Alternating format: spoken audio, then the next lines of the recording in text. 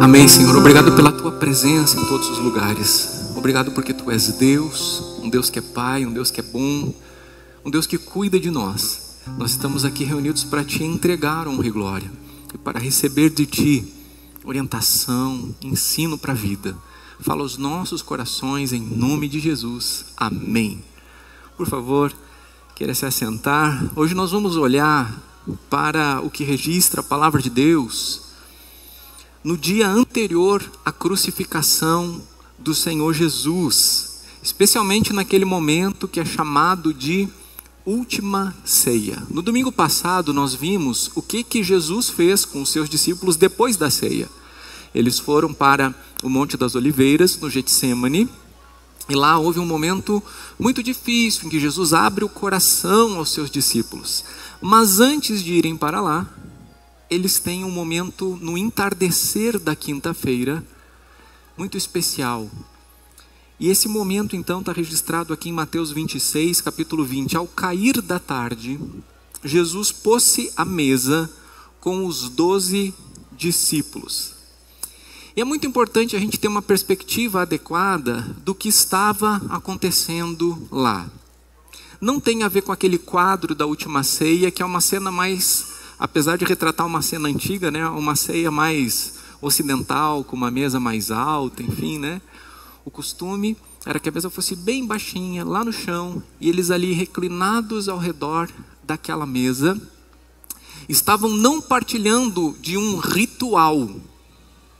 Não era uma cerimônia, era um repartir. Eles estavam fazendo uma refeição em comunhão. Tanto é que enquanto eles estavam comendo, eles estavam conversando. Como a gente pode ver aqui no versículo 21. E enquanto comiam, Jesus disse. E aí, os discípulos também vão falar, porque Jesus vai falar algumas coisas, os discípulos vão fazer perguntas. Então já é importante desde agora a gente entender o que está acontecendo ali. É o momento de compartilhar, é o momento de dividir e não um ritual. Enquanto comiam, conversavam. E enquanto comiam, Jesus pegou um dos pães que estava na mesa e o repartiu com seus discípulos. Versículo 26. Enquanto comiam, Jesus pegou um pão, não o pão, mas um pão que estava ali, e abençoando-o, partiu e deu a seus discípulos. Esta aqui, que é conhecida como a última ceia, é bem diferente do que hoje nós entendemos como ceia. Por causa da pandemia, principalmente, né, que a gente está fazendo os pãezinhos cortadinhos, quadradinhos aqui, diferente daquele costume que nós tínhamos antes, que era ter o pão, parti-lo, entregá-lo, olhando no olho, que ainda assim não é este o momento aqui, que é muito mais em comunhão ainda. É de fato repartindo a comida, repartindo a vida. E então, naquela mesa que tem mais coisas, Jesus pega um dos pães, parte esse pão e começa a entregar um pedaço para cada um dos discípulos. E de certa forma é lamentável que em algum momento a igreja tenha transformado esse momento do repartir do pão num ritual. Cheio de procedimentos, cheios de regras, cheios de temores, cheio de dúvidas sobre quem pode participar ou não pode participar, sobre o significado. Isso aconteceu muito em função de uma interpretação errada daquilo que o apóstolo Paulo escreveu aos Coríntios, dizendo que eles deveriam participar daquele momento com reverência, com temor, não do jeito que eles estavam fazendo. Para você ter uma ideia, sabe o que acontecia no momento da ceia da igreja? As pessoas se embebedavam com o vinho da ceia e se jogavam na comida e comiam, que se a pessoa chegasse um pouquinho depois do início do culto já não tinha mais comida. E o apóstolo Paulo até diz: vocês não têm comida em casa? Vocês não estão entendendo que isso aqui é uma outra coisa? Vocês não estão discernindo? Porque quem participa desse momento sem discernir do corpo de Cristo, está fazendo isso para sua própria condenação. E não é muito surpreendente que muitos estejam doentes. Então veja, nós temos ali aquele momento com Jesus, que é uma refeição repartida, que é vida repartida. E a gente foi lá para aquele extremo que virou uma bagunça em Corinto. Aí a igreja ela foi dando alguns passos atrás para terminar com essa bagunça, mas isso acabou gerando a extrema ritualização do ato da ceia do Senhor, a religiosização disso. E outro problema foi justamente a invenção de regras, de coisas que não têm absolutamente nada a ver com o que Jesus fez, entendimentos deturpados. Por exemplo, em alguns meios ditos cristãos, as pessoas até podem comer do pão, mas somente uma pessoa pode beber do cálice. Somente uma pessoa. Todas as outras são privadas da comunhão do cálice que representa o sangue de Cristo, que é justamente o que lava dos pecados. Olha o que está escrito aqui, registrando palavras do Senhor Jesus, Mateus 26, 27. A seguir, Jesus pegou um cálice e, tendo dado graças, o deu aos seus discípulos, dizendo: bebam todos dele. Bebam todos dele. E se todos nós entendemos que todos nós podemos comer do pão, esse todos também envolve todos podermos e devemos beber deste cálice, pelo que ele representa. Participar deste momento é algo para todos os discípulos de Jesus, porque todos recebemos dele, que se entregou por todos nós. E isso precisa ser lembrado por cada um, sempre. Mas além da falta de reverência por um lado, a ritualização por outro, a ceia também passou a ser motivo de debate teológico, especialmente sobre o significado do que Jesus disse. Olha aqui o versículo 26 em diante. Tomem, comam, isto é o meu corpo. A seguir, Jesus pegou um cálice e, tendo dado graças, o deu aos seus discípulos, dizendo: bebam todos dele, porque isto é o meu sangue. Existem 3 doutrinas que abordam a relação do pão e do vinho com o corpo e o sangue de Cristo: a consubstanciação, a transubstanciação e o memorial. Bem, hoje a minha palavra está sendo mais doutrinária, mas eu percebo que existe muita confusão e muito discípulo de Jesus é levado por alguns argumentos tendenciosos, às vezes, a apostatarem de uma fé em Jesus Cristo por não entenderem fundamentos da doutrina de Cristo, fundamentos da fé cristã. Então nós precisamos falar isso para entender o que nós estamos fazendo aqui e não sermos levados por qualquer vento de doutrina, por qualquer argumento que surja por aí. Para entendermos estas 3 doutrinas, eu quero falar um pouquinho sobre cada uma delas. A doutrina da consubstanciação, ela prega que o pão e vinho continuam sendo pão e vinho, mas que eles recebem a presença do corpo e do sangue de Jesus. E algumas linhas vão entender que isso é literal, que tem corpo de Cristo junto com o pão, que tem sangue de Cristo junto com o cálice. Outra linha dentro dessa vertente acredita que existe uma união espiritual do corpo de Cristo com o pão e uma união espiritual do sangue de Cristo com o cálice. Essa é a doutrina da consubstanciação. A doutrina da transubstanciação, ela diz que o pão deixa de ser pão naquele momento que ele é consagrado e se torna efetivamente o corpo de Cristo. E que o cálice se torna efetivamente o sangue de Cristo. Mas efetivamente mesmo, não é simbólico, não é espiritual. Bom, a coisa mais fácil é analisar as moléculas do pão e do vinho e perceber que ele não deixa de ser pão e que ele não deixa de ser o fruto da videira. O que acontece que chega-se a esse entendimento de consubstanciação ou transubstanciação? É uma interpretação que ignora que a Bíblia usa do início ao fim um monte de figuras de linguagem. E quando nós não entendemos essas figuras de linguagem, a gente acaba trazendo literalidade para algo que não é literal. Por exemplo, no Salmo 6, o salmista diz que chora tanto à noite que a cama dele boia em lágrimas. Você crê que isso acontece? Que uma pessoa chora tanto que a cama dele começa a boiar em lágrimas. Você acha que isso é literal? Não é literal. Isso é uma figura de linguagem, certo?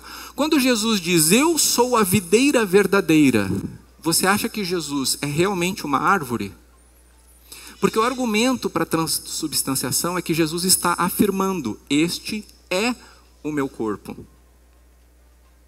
Mas Jesus disse, eu sou a videira verdadeira. Vocês são os ramos. Você, por um acaso, é um ramo físico? Não, você não é. Você é uma outra forma biológica. Você não pertence ao reino vegetal, você pertence ao reino animal. Se de fato aquele pão se tornasse o corpo de Cristo, não teria acontecido com Judas o que aconteceu. Você sabe o que acontece quando Judas recebe o pão da mão do Senhor Jesus? O diabo entra nele. É no momento que Judas recebe o pão que o diabo entra nele. Se o pão fosse de fato o corpo de Cristo, as coisas não seriam desse jeito, não naquele momento. Então nós precisamos ter clareza sobre essas coisas, porque existem argumentos que têm levado as pessoas a acharem que precisam estar num lugar que acreditam que o pão de fato se torna o corpo de Cristo, quando na verdade ali nós temos uma figura de linguagem.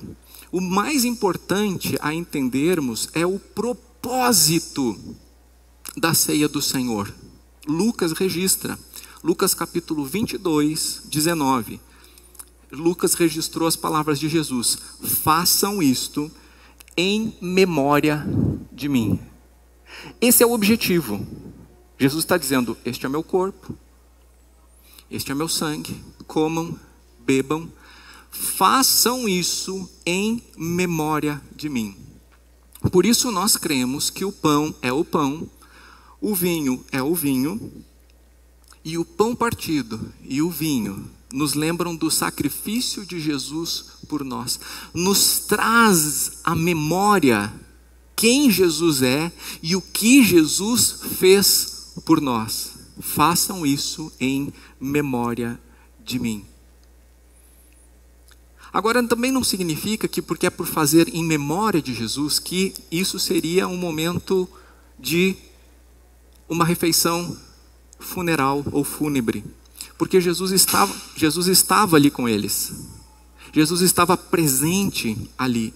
E mesmo que depois tenha morrido em nosso lugar, por causa dos nossos pecados, ele reviveu e vive para sempre. Apocalipse 1,18 diz, sou aquele que vive, estive morto, mas eis que estou vivo para todo o sempre. Esse é o nosso Jesus. Ele morreu, mas ele venceu a morte. Um crucifixo não pode representar Jesus. Um crucifixo que tem Cristo morto ali é apenas um retrato de um momento de toda a vida do Senhor Jesus, porque ele está vivo e vive para sempre. Então fazer isto em memória do Senhor Jesus não é fazer em memória de alguém que morreu e permaneceu morto, mas na memória de alguém que morreu, ressuscitou e nos trouxe vida. É porque ele vive que nós vivemos. Agora é interessante Jesus dizer, façam isso em memória de mim, porque obviamente tem uma morte sendo anunciada aí. E essa morte tem tudo a ver com o seu corpo partido, com o seu sangue derramado, e isso está sendo orquestrado naquele momento ali. Versículo 21, enquanto comiam, Jesus disse, em verdade lhes digo, que um de vocês vai me trair. Os discípulos reagem tristes a essa afirmação. Versículo 22, e eles, muito entristecidos, começaram um por um a perguntar-lhe, por acaso seria eu, Senhor? Jesus continua. Jesus respondeu, o que comigo põe a mão no prato, esse vai me trair. O Filho do Homem vai, como está escrito a seu respeito, mas ai daquele por quem o Filho do Homem está sendo traído. Melhor seria para ele se nunca tivesse nascido. E aí, Judas, com a mão no prato, pergunta, por acaso sou eu, mestre? E ele sabia que era, né? Porque o plano já tinha sido todo arquitetado, Jesus respondeu: você acabou de dizer isso. Mas Jesus não expulsou Judas dali. Pense nisso. Jesus não interrompeu aquele momento dizendo não tem mais clima. Jesus continua, inclusive acolhendo Judas naquela mesa. Versículo 26, enquanto comiam, Jesus pegou um pão e abençoando, partiu e deu aos seus discípulos, dizendo: tomem, comam, isto é o meu corpo.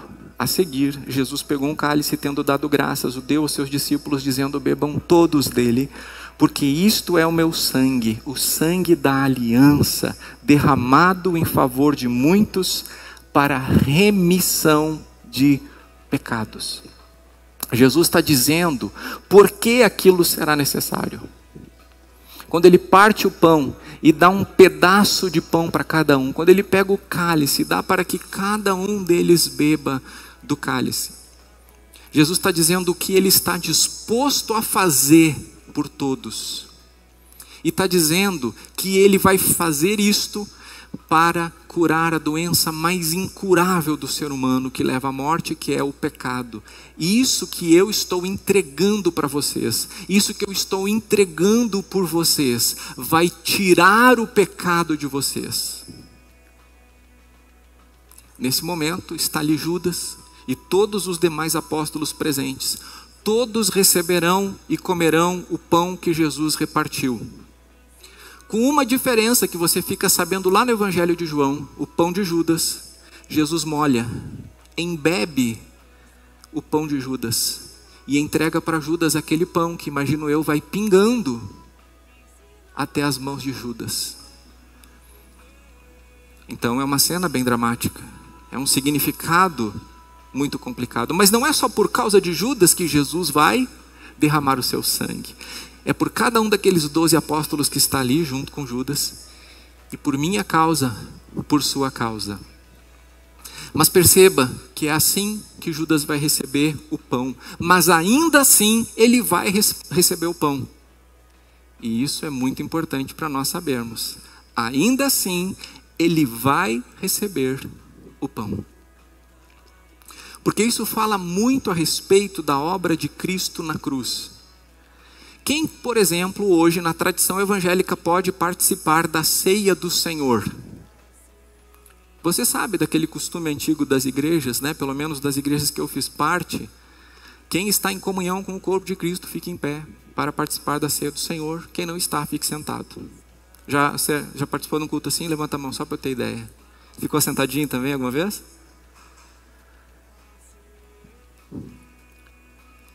Naquela mesa estavam todas as pessoas que iriam abandonar Jesus horas depois no Getsemane. Um deles ia duvidar, um deles não era convertido, porque Jesus diz: quando te converteres, quando voltares a mim, aí tu cuida dos teus irmãos. O que duvidou e o que estava traindo recebeu aquele pão pingando vinho. Em que momento a gente se deu o direito de dizer quem pode participar e quem não pode participar? Quando isso aconteceu?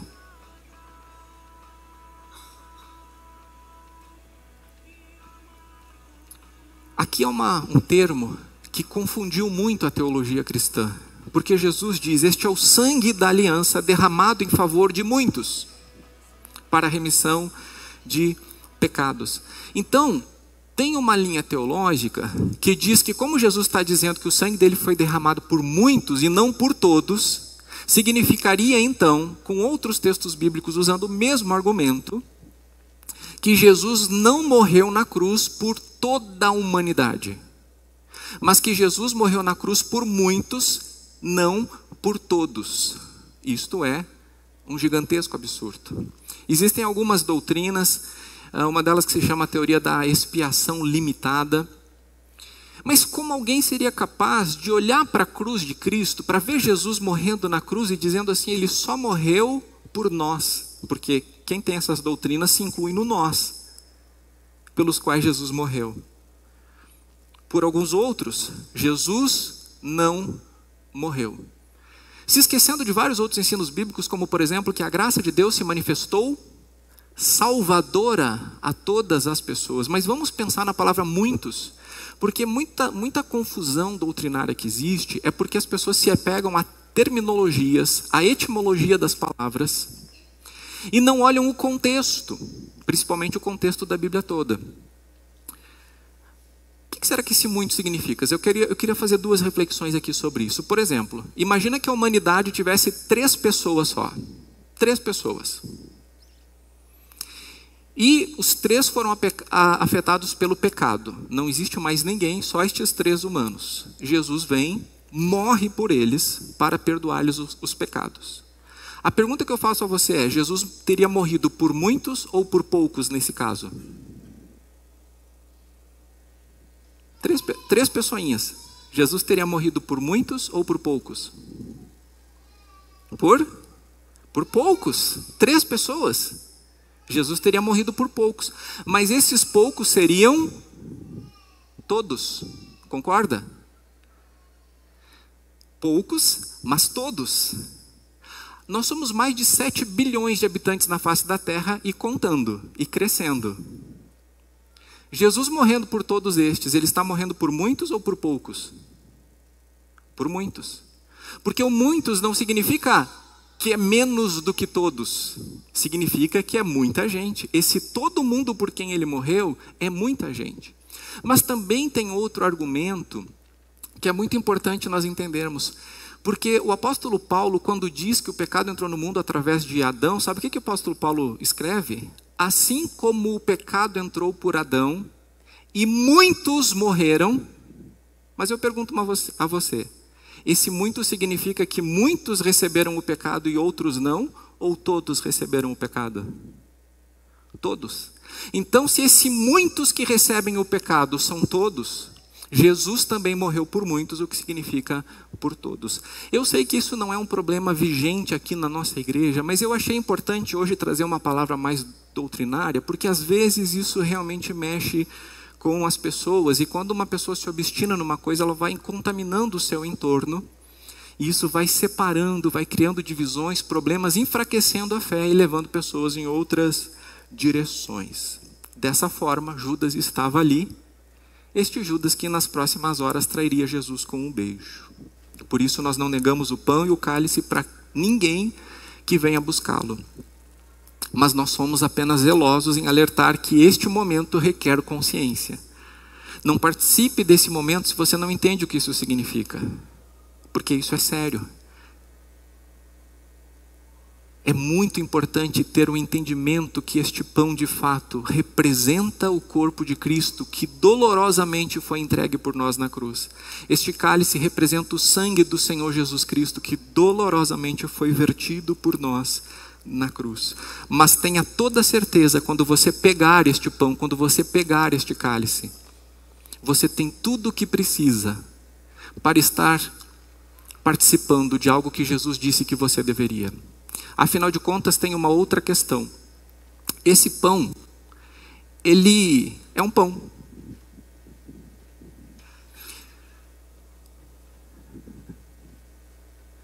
Poderíamos chamá-lo de corpo de Cristo? Quem é você? Você é o corpo de Cristo. Sabia disso? Eu e você somos membros do corpo de Cristo também? Então, não é lógico pensar que nós que somos verdadeiramente o corpo de Cristo, precisaríamos de algo externo a nós para termos do corpo de Cristo. O único sentido que existe é que quando nós recebemos deste pão, nós nos lembramos, nós memoramos, nós celebramos tudo o que Jesus Cristo fez por nós naquela cruz. Agora, não significa Jesus ter morrido por todos que todos serão salvos da perdição eterna. Infelizmente, tristemente, não. Eu vou trazer um exemplo para você.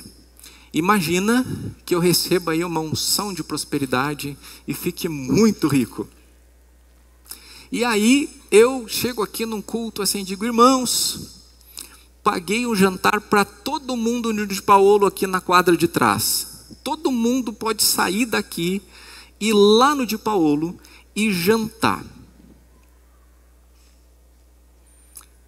Tá pago.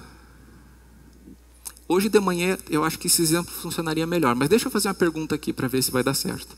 Quantos aqui não poderiam sair daqui e ir jantar lá no de Paulo? Levante a mão. Ah, deu certo.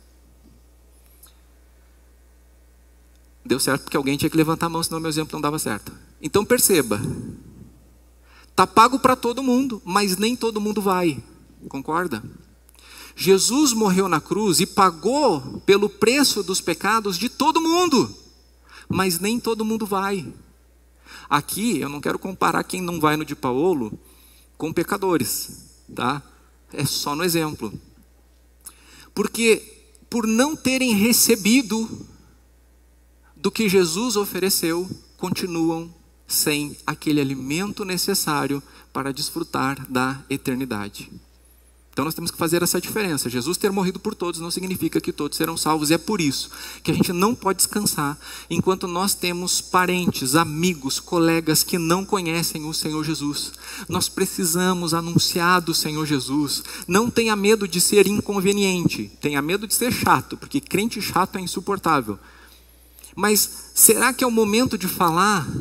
Querido, a gente não sabe o que vai acontecer dali a 5 minutos. Fala, testemunha, fala uma frase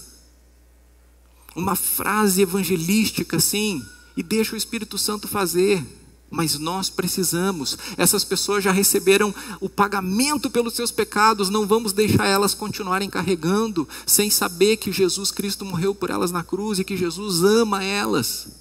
Nós precisamos testemunhar de Cristo. Porque quem crer em Jesus vai desfrutar de algo muito especial na eternidade. E que triste será quem ficar de fora. Olha que momento lindo nós temos aqui há 2000 anos atrás. Mas Jesus Cristo faz os apóstolos olharem para frente agora e visualizarem uma outra ceia. Olha o versículo 29. E digo a vocês que desta hora em diante nunca mais beberei deste fruto da videira, até aquele dia em que beberei com vocês o vinho novo no reino de meu Pai. Jesus sabia que em menos de 24 horas ele seria julgado, condenado, seria crucificado, e haveria um grande espaço de tempo entre aquela ceia que eles estão celebrando e esta outra ceia que ele já está anunciando no reino de Deus Pai, que o Senhor Jesus tomará com todos os seus discípulos na eternidade. Eu e você não estivemos presentes naquela ceia de 2000 anos atrás, mas nós estaremos nessa anunciada por Jesus, amém? Já pensou? Que coisa linda, que momento especial nos aguarda com o Senhor Jesus Cristo. E a cada ceia que nós celebramos, entre aquela de 2000 anos atrás e aquela no reino do Pai Celestial, em cada uma das ceias, nós estamos proclamando o que Jesus Cristo fez na cruz, até o momento em que Ele voltará, nos levará e juntos participaremos dessa festa. O apóstolo Paulo diz na sua primeira carta aos Coríntios, capítulo 11, 26, porque todas as vezes que comerem este pão e beberem este cálice, vocês anunciam a morte do Senhor até que Ele venha. A ceia do Senhor nos lembra de muitas coisas. Nos lembra que Jesus está voltando. Irmãos, com muita facilidade a gente vive a nossa vida sem ver essa viagem que Jesus já está fazendo. Não uma viagem literal, vai saber, né? Se nesse exato momento já está rompendo o céu. Mas a palavra de Deus nos avisa sobre os sinais, e o hino antigo nos diz que os sinais da sua vinda mais se mostram cada vez, e isso é verdade. Vencendo, vem Jesus, até que Ele venha. E Jesus disse a respeito da sua vinda que virá como um ladrão. Não que Ele vem para roubar, mas de surpresa. Então a nossa vida neste exato momento precisa ser uma vida que a gente possa ter alegria em se apresentar diante do Senhor. Ele está voltando. Mas também nós precisamos lembrar que este aqui não é um momento de prova para saber se eu estou em pecado ou se eu não estou em pecado. Porque quando Jesus fala sobre celebrarmos a ceia do Senhor, Ele não diz que isso é sobre nós, Ele diz que isso é para nós, mas é sobre Ele. Por que é para nós? Porque Ele diz para a remissão de pecados. Mas Ele diz: isto é o meu corpo, isto é o meu sangue. Então nós não podemos ter uma postura egoísta ao participarmos dessa ceia, como se isso fosse para nos trazer uma energia, para nos trazer um poder, para nos trazer uma renovação, embora participar de um culto ao Deus vivo possa nos trazer todas essas coisas pela fé. Mas nós estamos participando deste momento aqui como um ato de adoração ao Senhor Jesus, por quem Ele é, pelo que Ele fez, faz e fará. E eu quero convidar você a fazer isso agora, com toda alegria no seu coração, mas com toda reverência no seu coração, entendendo o propósito disso. E quando você sair do seu lugar, eu peço que você venha em oração, pedindo ao Espírito Santo que ajude você a entender exatamente o que nós estamos fazendo aqui. Então nós vamos cantar uma canção. Eu peço que os irmãos e irmãs venham pelos corredores centrais e voltem pelos laterais, independentemente de onde estão sentados. Assim a gente vai ter um fluxo bem organizado aqui. Venha, passe um álcool gel nas mãos, por segurança, é a recomendação. Pegue o cálice, o pão, volte para o seu lugar e nós vamos fazer isso juntos. Ó Deus, me sondas,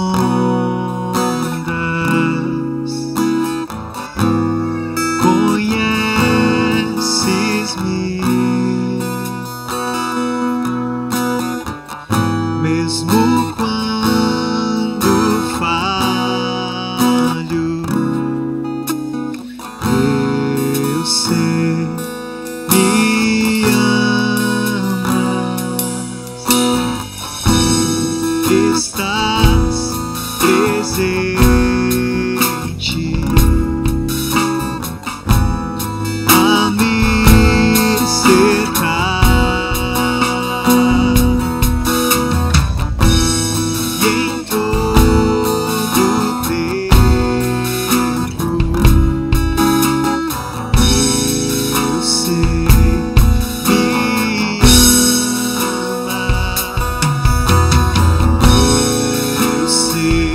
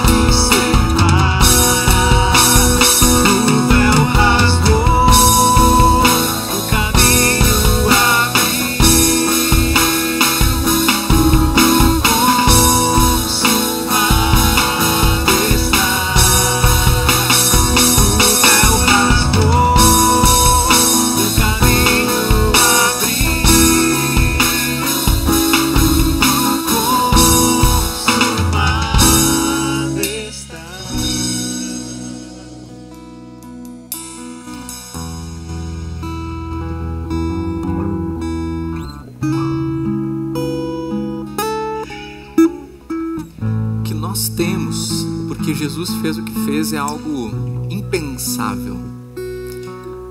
Quando Jesus entregou seu corpo na cruz, quando ele morreu, aquilo que aconteceu com o pão na mão dele na última ceia, aconteceu com o véu do santuário, que se rasgou, que se rompeu. E eu fico sempre pensando no que aconteceu com os judeus que estavam dentro do templo nessa hora, porque eles não podiam olhar lá para dentro. Eu fico imaginando eles saindo correndo, se atirando no chão, fechando os olhos, porque jamais eles imaginariam que poderiam olhar para trás da cortina. Mas o véu do templo se rasgou e não há mais impedimentos agora para estarmos na presença de Deus, o Senhor, porque Jesus fez isso. Não há nada nesse mundo que compense, que seja maior ou se compare a nós sermos filhos de Deus. Com espírito de gratidão, louvando ao Senhor, nós vamos participar deste momento para a glória dele, anunciando a morte dele até que ele venha.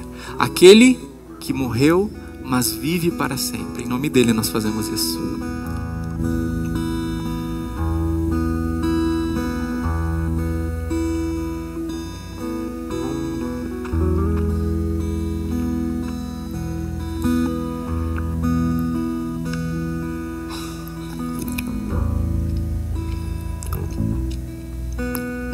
Obrigado, Senhor Jesus.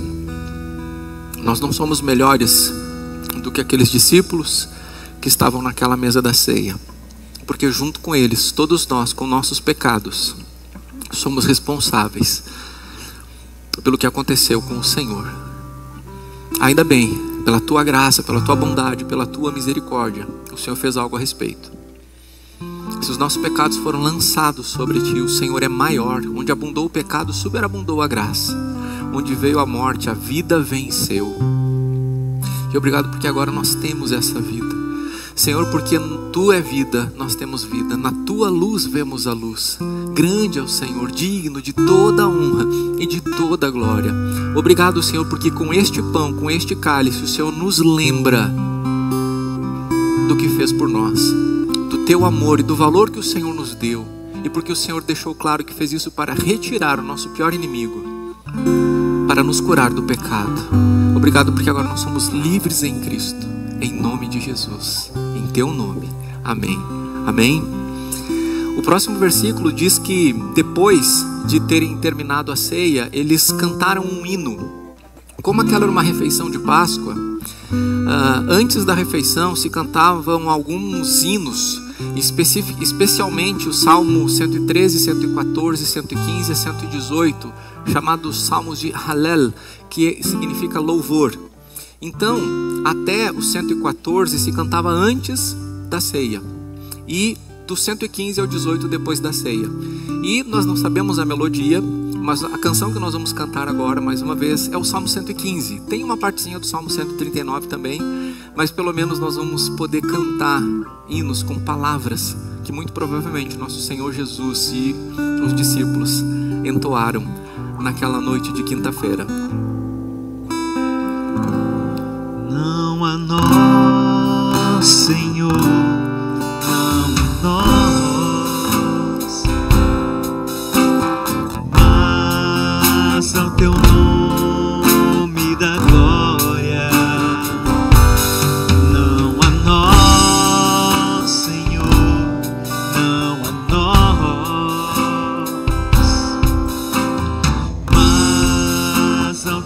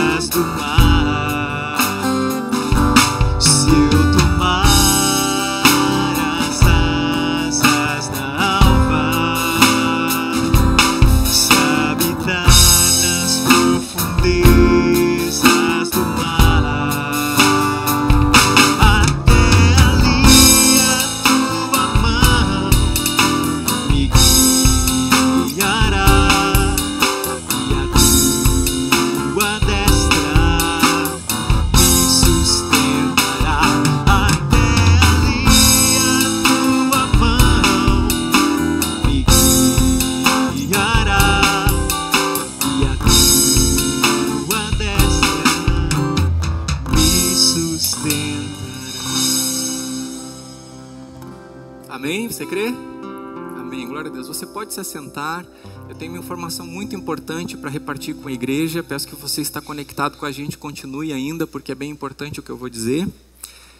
Eu quero comunicar à igreja que eu recebi um presente do Senhor.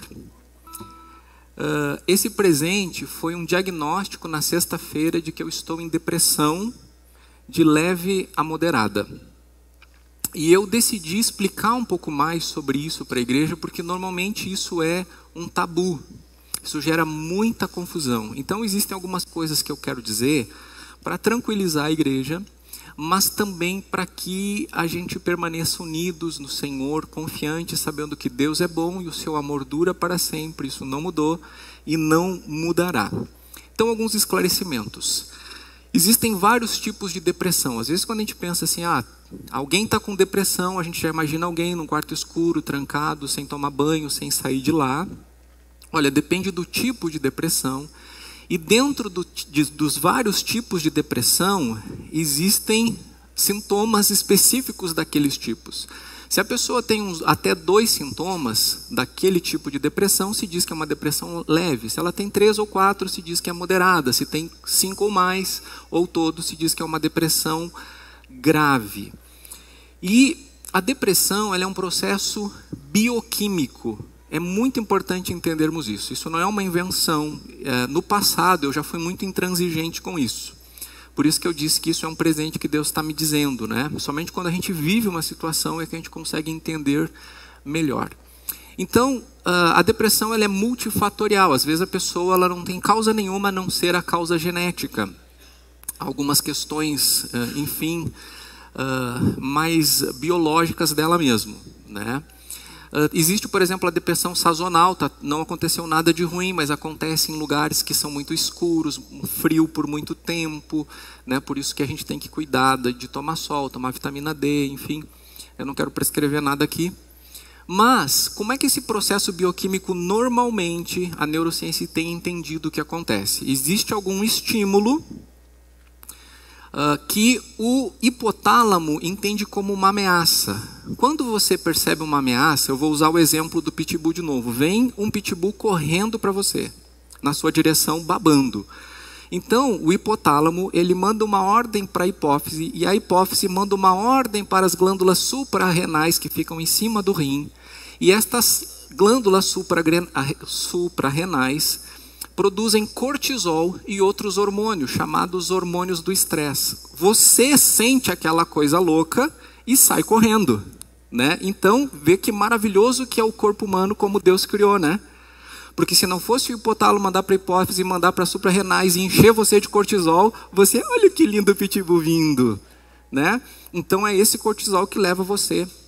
Só que o que acontece? Às vezes, por inúmeras confluências de situação, o hipotálamo ele entendeu que aquilo é muito, muito mais grave do que de fato é. Ou às vezes, de fato, é muito grave. E ele continua mandando uma ordem constante e você fica sendo inundado de cortisol. E esse cortisol, ele faz muito mal quando ele permanece muito tempo no cérebro. Ele faz mal para os neurônios. E afetando o funcionamento dos neurônios, afeta como você percebe as coisas, como você sente as coisas, como você pensa as coisas. Além disso, ele gera um quadro inflamatório no cérebro e neurônios morrem. Neurônios são células que não se regeneram. Morreu, você perdeu. Não é que não se haja, hoje a ciência já entende que existem alguns neurônios, né? A neurogênese, mas é muito pouco o número de neurônios que são criados. A gente vai perdendo ao decorrer da vida. Então, nesse quadro inflamatório, a pessoa perde muito neurônio. E aí, para você entender as sensações que nos dão alegria, elas são produzidas quando o neurônio manda para o outro serotonina. A sensação que nos dão prazer é quando o neurônio manda para o outro dopamina. A vontade de sair correndo e fazer as coisas é quando o neurônio manda para o outro noradrenalina. São neurotransmissores. Uma pessoa, quando está em depressão, ela fica, por causa do cortisol e de outras substâncias estressantes como cortisol, ela fica com indisponibilidade de algum desses, ou alguns desses, ou todos esses. Então, por exemplo, aquela depressão que a pessoa está sempre triste, é porque ela está com indisponibilidade de serotonina.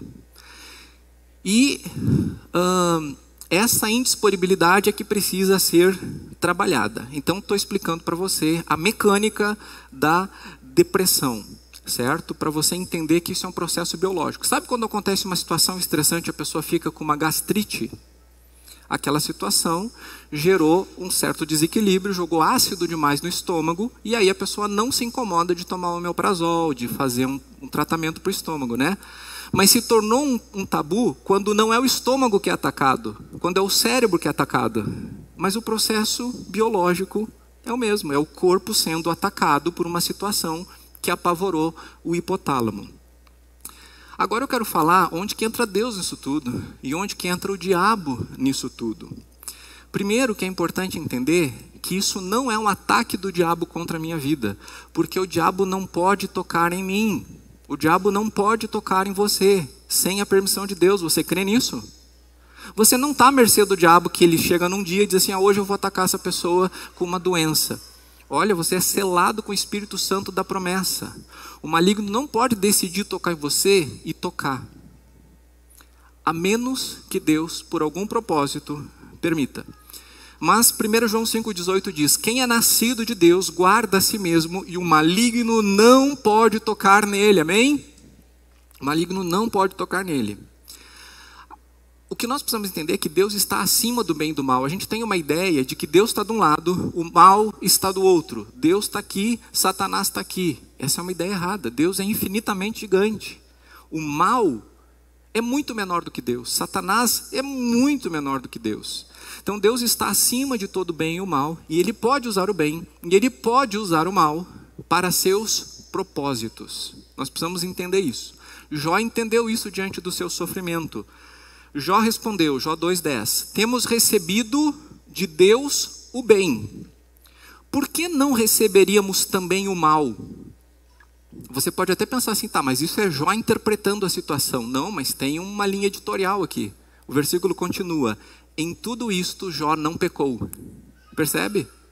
Jó disse, olha, eu sempre recebi o bem de Deus, agora estou recebendo um mal. Por que eu só receberia o bem? Se vem de Deus eu vou receber. Em tudo isso Jó não pecou.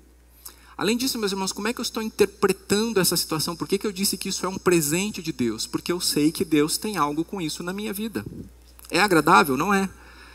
Mas desde que venha do Senhor, por um propósito do Senhor, eu acolho, eu aceito. Tiago 1:2-4 diz, meus irmãos, tenham por motivo de grande alegria o passarem por várias tribulações, sabendo que a aprovação da sua fé produz perseverança, e a perseverança deve ter ação completa para que vocês sejam perfeitos e íntegros, em nada duvidantes. Então, a tribulação não é boa, a aprovação da fé em meio a tudo isso não é boa, mas eu reconheço Deus fazendo isso na minha vida. Além disso, nós temos o Espírito Santo que é o Consolador. Por que Jesus precisou prometer um Consolador? Porque nós precisamos de consolo, concorda? Se crente não precisasse de consolo, por que Jesus enviaria o Consolador? Então são em horas como essas também que nós podemos contar com as consolações do Espírito Santo. E onde é que entra o diabo nisso tudo? O diabo pode entrar para cumprir propósitos de Deus. Está escrito, depois que Deus ungiu Davi e rejeitou Saul, que Deus enviava um espírito maligno para atormentar Saul. Quem é que mandava o espírito maligno? Deus. E eu não posso ser mais crente do que a Bíblia, né? Um espírito maligno enviado da parte de Deus atormentava Saul. Qual era o propósito com isso? Era mostrar para Saul que um homem ungido por Deus era usado por Deus para trazer alívio, porque daí Davi vinha, tocava a harpa e o espírito deixava Saul e Saul se sentia melhor. Então, se o Senhor Deus está permitindo isso, e mesmo que Ele tenha dado alguma permissão para Satanás, se eu vejo Deus no comando, eu me submeto. Além disso, o apóstolo Paulo, ele teve um certo entendimento a respeito de Deus usando Satanás na vida dele. Ele diz, para que eu não me ensoberbecesse por causa da grandeza das visões, eu recebi um espinho na carne, mensageiro de Satanás, para me esbofetear.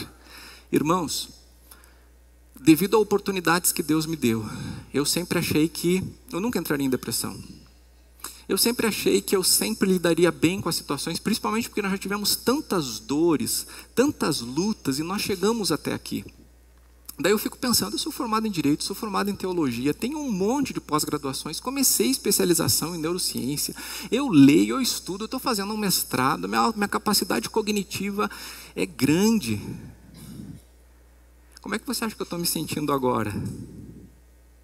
Eu vi que aquilo lá não é nada, nada. Essas coisas não são nada.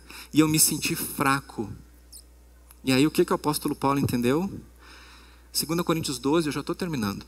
E para que eu não ficasse orgulhoso com a grandeza das revelações, foi-me posto um espinho na carne, mensageiro de Satanás para me esbofetear, a fim de que eu não me exalte.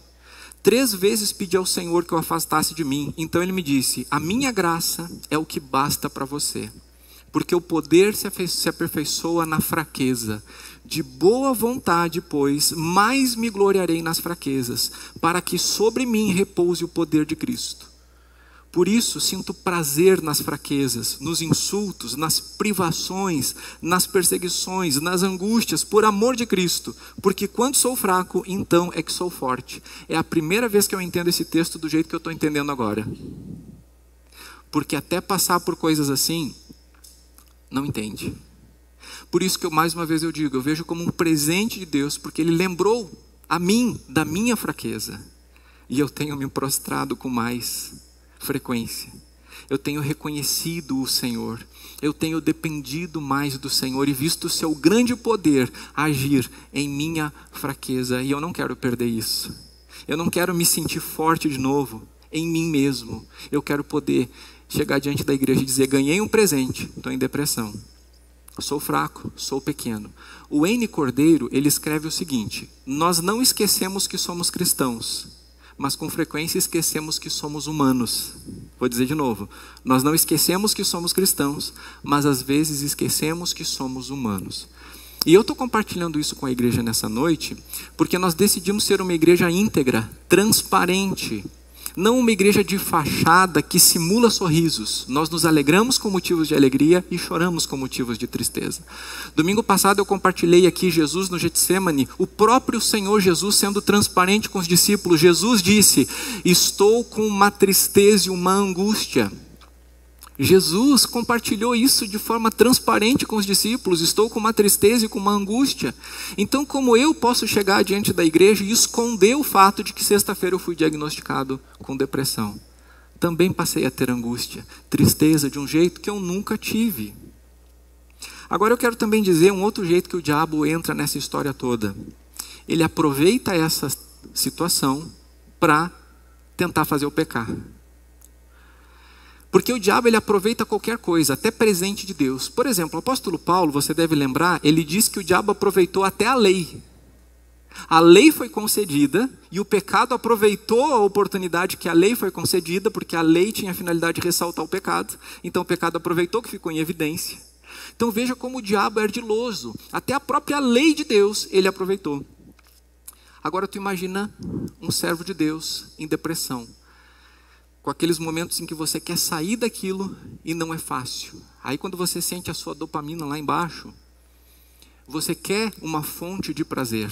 Quando, há anos atrás, eu era viciado em pornografia, eu tinha baldes de dopamina no cérebro, porque é isso que a pornografia faz. Então o diabo vem, olha, tem um alívio ali. A autopiedade, né? A ficar com pena de mim mesmo, olha coitadinho de mim, pecado. É o que o diabo quer fazer. Então é assim que ele atua nessa hora. Ele quer te proporcionar soluções pecaminosas. Ele quer fazer você olhar para soluções da carne, para soluções das trevas. E para mim é difícil. Porque eu decidi não receber nada que venha do Satanás para aliviar minha dor, meu sofrimento, minha tristeza, minha falta de prazer. Ou eu vou receber os milagres do Senhor como eu tenho recebido e as ferramentas que Ele coloca ao meu redor para isso. Ou então eu vou ficar assim enquanto for necessário. Onde é que entra o papel da fé e da autorresponsabilidade? Irmãos, se não fosse a fé eu teria afundado. Porque tem momentos que são muito difíceis, e quando esses momentos ficam muito difíceis, eu me lembro das promessas do Senhor e começo a declará-las. Eu começo a declarar as verdades sobre quem eu sou em Jesus, e entendendo que eu tenho Jesus, que eu não tenho falta de nada, e que aquilo que parece que está faltando, não está faltando, que o meu coração, as minhas emoções são enganosas, e a forma como eu estou percebendo a realidade não é a realidade. A realidade está em Cristo, e eu corro para Cristo. Meus irmãos, é algo que naquele momento me traz para cima. A fé no Senhor Jesus. Mas acontece que eu não posso, com isso, ignorar que existe um processo bioquímico acontecendo no meu cérebro, que mesmo que com fé eu esteja conseguindo viver a cada dia e até me alegrar dentro de cada dia, que meus neurônios estão morrendo porque o meu cérebro está inflamado, porque eu estou com depressão. Então, eu decidi que eu buscaria ajuda profissional, como de fato busquei na sexta-feira. O médico, uma pessoa muito atenciosa, muito esclarecida, ele diz: olha, eu vejo que com tua estrutura de fé, com tua capacidade cognitiva, tu conseguiria sair disso sem medicação. O problema são os teus neurônios morrendo até que tu saia. Isso lá na frente vai te custar um preço muito alto. Eu disse: não, então eu vou querer o remédio agora. Então eu comecei oficialmente um tratamento na sexta-feira, né, de maneira oficial. E a medicação leva um tempo ainda para fazer efeito, mas eu quero dizer que tipo de remédio eu estou tomando. Eu estou tomando um remédio que ele não é um remédio que faz você não entender a realidade ou anestesia você da realidade. Ele é um remédio que vai lá entre um neurônio e outro, na chamada fenda sináptica, e diz para uma determinada outra célula o seguinte: não mexe na serotonina dele, deixa ele ficar usando a serotonina. É só isso que o remédio faz. Ele impede que aquela serotonina seja capturada, porque ela foi usada e tem uma célula que diz: já foi usada, deu, tchau, cumpriu o teu papel. O remédio diz: você lembra que domingo passado eu expliquei isso? Parece que eu estava profetizando o meu próprio quadro aqui, que um domingo depois eu ia dizer que eu estaria tomando esse remédio. Me perdoe por todo esse tempo, igreja, mas eu sei que isso confunde, né? Então precisa esclarecer, até para você também, se sentir num quadro depressivo, entender um pouco melhor. E, por último, eu quero dizer qual é o propósito que eu estou vendo em tudo isso. 2 Coríntios 1, 3-5 diz: bendito seja o Deus e Pai de nosso Senhor Jesus Cristo, o Pai de misericórdias e Deus de toda a consolação.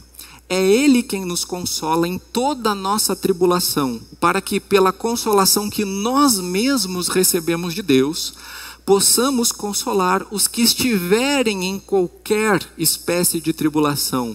Porque assim como transbordam sobre nós os sofrimentos de Cristo, assim também, por meio de Cristo, transborda o nosso consolo. Na nossa tribulação recebemos consolo, quando buscamos o consolo no Senhor. E com esta consolação nós podemos consolar os que também sofrem. Vem um novo tempo na nossa igreja, nós temos percebido isso, vários irmãos já têm sido despertados nesse sentido.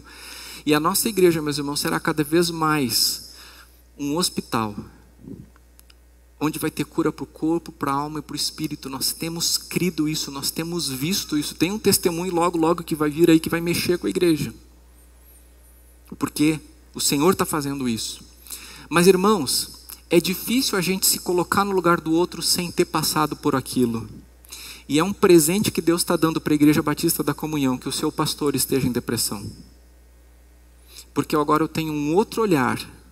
Eu consigo entender aquilo. E eu fico pensando em algumas coisas que eu já disse nesses 12 anos aqui, sem ter entendido o que eu estou entendendo agora. Então nós seremos uma igreja muito mais eficiente, muito mais coração a coração por cada uma das coisas que nós estamos passando. As consolações que nós estamos recebendo, nós poderemos compartilhar. E João 9, 2-3. Os discípulos perguntaram para Jesus: mestre, quem pecou para que este homem fosse cego? Ele ou os pais dele? Jesus respondeu: nem ele pecou, nem os pais dele, mas isso aconteceu para que nele se manifestem as obras de Deus. Então, quando você olhar para mim, por que o pastor da minha igreja está em depressão? Para que em mim se manifeste as obras de Deus.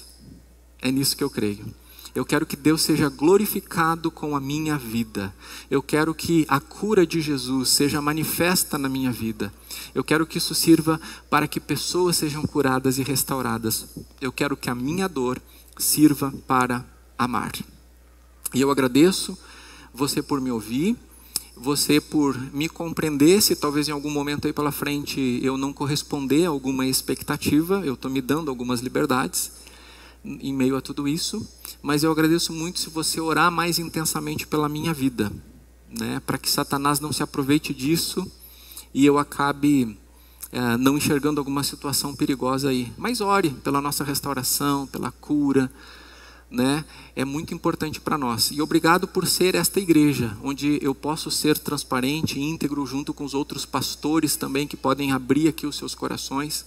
E eu quero dizer, você não precisa fingir. Você está numa comunidade de discípulos, em que a gente pode sim dizer como Jesus, quando Jesus esteve angustiado e triste, que assim o estava.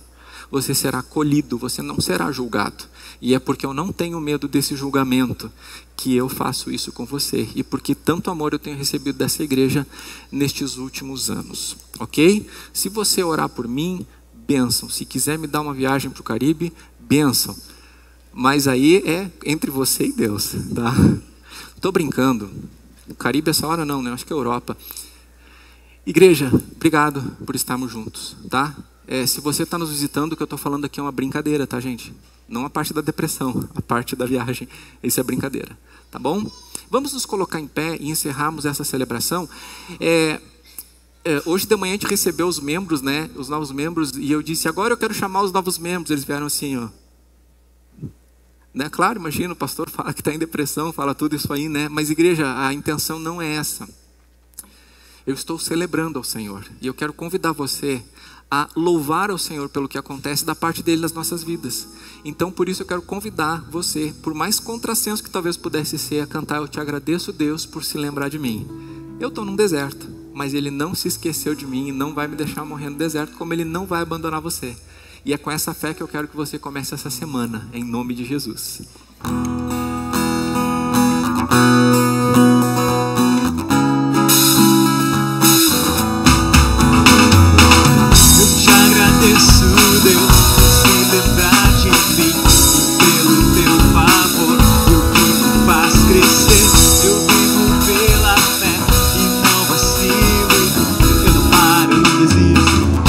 Deus, eu sou de Cristo. Você mudou a minha história e fez o que ninguém podia imaginar. Você acreditou, isso é tudo. Só vivo pra você. Não sou do mundo, não. A força e o levantar das minhas mãos é pra dizer que te pertenço, Deus.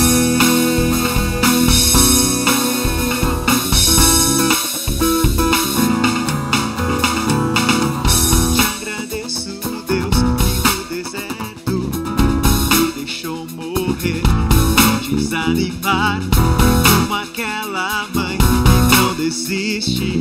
Você não se esqueceu, você insiste. Você mudou a minha história, fez o que ninguém podia imaginar. Você acreditou, isso é tudo.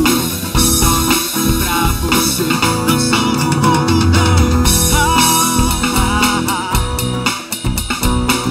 A força e o louvor a Deus e o levantar das minhas mãos é pra dizer que te pertenço, Deus.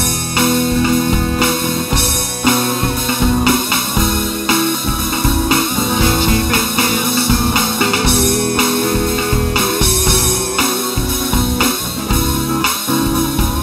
Que te pertenço, Deus.